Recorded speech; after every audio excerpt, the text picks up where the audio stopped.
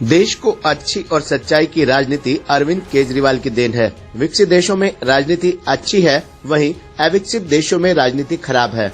किसी देश की राजनीतिक व्यवस्था ही उस देश की तरक्की तय करती है। ये बात आम आदमी पार्टी के राष्ट्रीय महासंगठन मंत्री एवं राज्यसभा सांसद डॉक्टर संदीप पाठक ने कही।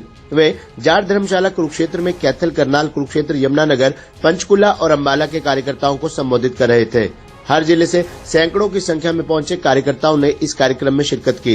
राज्यसभा सांसद डॉक्टर संदीप पाठक ने कार्यकर्ताओं को संबोधित करते हुए कहा कि हमें अरविंद केजरीवाल की अच्छी और सच्चाई की राजनीति को एक एक घर और एक एक व्यक्ति तक पहुंचाना है। उन्होंने कहा कि हमारी यात्रा आज से शुरू हो रही है और शपथ लेने के बाद ही खत्म होगी। उन्होंने कहा कि प्रदेश में संगठन का पुनर्निर्माण किया जाएगा। उन्होंने कहा कि कोई भी भाई भतीजावाद नहीं होगा। जो काम करेगा और मेहनत करेगा उसका काम अपने आप सामने आएगा। उन्होंने सभी कार्यकर्ताओं को कहा कि चुनाव लड़ने के लिए नहीं बल्कि जीतने के लिए लड़ा जाएगा।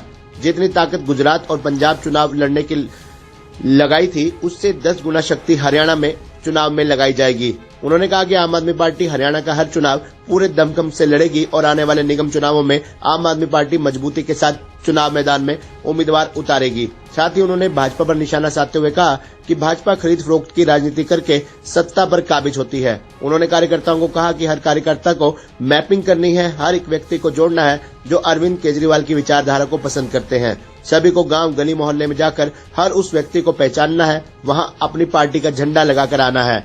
उन्होंने कहा कि हरियाणा में चारों तरफ झाड़ू और आम आदमी पार्टी के झंडे दिखाई देने चाहिए। प्रदेश प्रभारी और राज्यसभा सांसद डॉक्टर सुशील गुप्ता ने कहा कि संगठन को मजबूत बनाने की दिशा में काम जारी है। जल्द ही संगठन में पदाधिकारियों की नियुक्ति की जाएगी। उन्होंने कहा कि आम आदमी पार्टी आने वाले हर चुनाव में अपने उम्मीदवार खड़ी करेगी और 2024 के विधानसभा चुनावों में जीत दर्ज कर आम आदमी पार्टी सरकार बनाएगी। डॉक्टर सुशील गुप्ता ने कार्यकर्ताओं को संबोधित करते हुए कहा कि आप लोगों के बीच से नए पदाधिकारियों का चयन किया जाएगा। जनता ने मन बना लिया है, अब हमें जनता तक आम आदमी पार्टी की योजनाओं को पहुंचाना है। वहीं आम आदमी पार्टी के वरिष्ठ नेता अनुराग डांडा ने कहा कि अगर देश के लिए काम करना है तो निस्वार्थ भाव से काम करना पड़ेगा, स्वयं देश के लिए न्यौछावर करना पड़ेगा। उन्होंने कहा कि हमसे पहली जनरेशन ने किताबों में पढ़ा कि भारत एक विकासशील देश है, विकसित बनेगा। हमने भी यही पढ़ा है और अब हमारे बच्चे भी यही पढ़ रहे हैं कि भारत एक विकसित देश बनेगा। उन्होंने कहा कि केवल अरविंद केजरीवाल की विचारधारा ही देश को विकसित बना सकती है। जब देश के एक एक बच्चे को बेहतर और फ्री शिक्षा, फ्री चिकित्सा सुविधा और जनता को मूलभूत सुविधाएं फ्री में मिलनी शुरू हो जाएंगी तो देश विकसित हो जाएगा। वहीं वरिष्ठ नेता अनुराग डांडा ने कहा कि आम आदमी पार्टी ने मात्र 6 माह की मेहनत से गुजरात चुनावों में 41 लाख वोट हासिल किए और राष्ट्रीय पार्टी बनी। हरियाणा में अभी 1.5 साल बाकी है, जी तोड़ मेहनत करेंगे और जीतेंगे। उन्होंने कहा कि हमारी सरकार ने दिल्ली में फ्री मूलभूत सुविधाएं दी, पंजाब में दे रहे हैं, अब बारी हरियाणा की है। दिल्ली में 2014 से आम आदमी पार्टी की सरकार है, लेकिन एक पैसे का कर्जा नहीं है। वहीं हरियाणा पर 3 लाख रुपए का कर्ज है। हरियाणा के 4 जोन पे आम आदमी पार्टी की मीटिंग रखी गई है। ये संगठन की मीटिंग है। तो अभी आपने देखा होगा कि संगठन को पुनर्गठित करने की प्रक्रिया शुरू की गई है। उस पे पुराने संगठन को डिसॉल्व करके नए संगठन की संरचना की जा रही है। इसके 2 मेजर रीज़न्स थे। सबसे पहले तो परिवार काफ़ी बड़ी हो गई है, बहुत सारे नए लोग जुड़े, उनको उचित स्थान देने की ज़रूरत थी।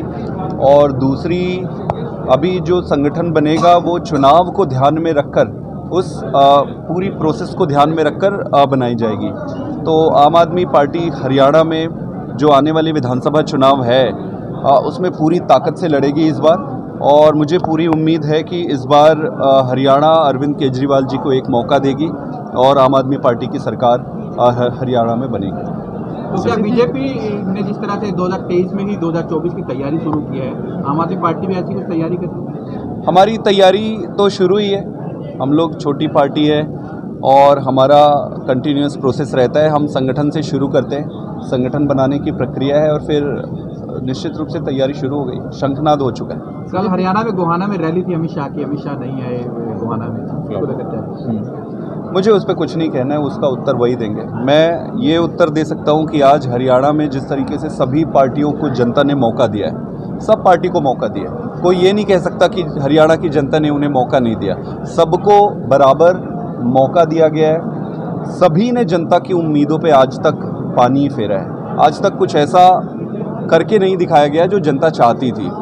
अभी इस बार आम आदमी पार्टी एक विकल्प के रूप में हरियाणा में एंटर हो रही है और मुझे ये पूरा भरोसा है और मेरा ये मानना है कि इस बार हरियाणा की जनता केजरीवाल जी को एक मौका देंगे। सर, आंदोलन के समय जो आपके पुराने साथी थे, कुछ लोग जो है आप उन्हें विमुख भी कह सकते हैं, तो उन लोगों के लिए क्या करिएगा? सारे लोगों का स्वागत है। पार्टी जैसा कि मैंने कहा कि बड़ी हो रही है, नए पुराने सबकी ज़रूरत है। जब आप सरकार बनाने की प्रक्रिया में लगते हो, सरकार बनाने के लिए चुनाव लड़ते हो, तो सब लोगों की ज़रूरत पड़ती है। सबका स्वागत करेंगे।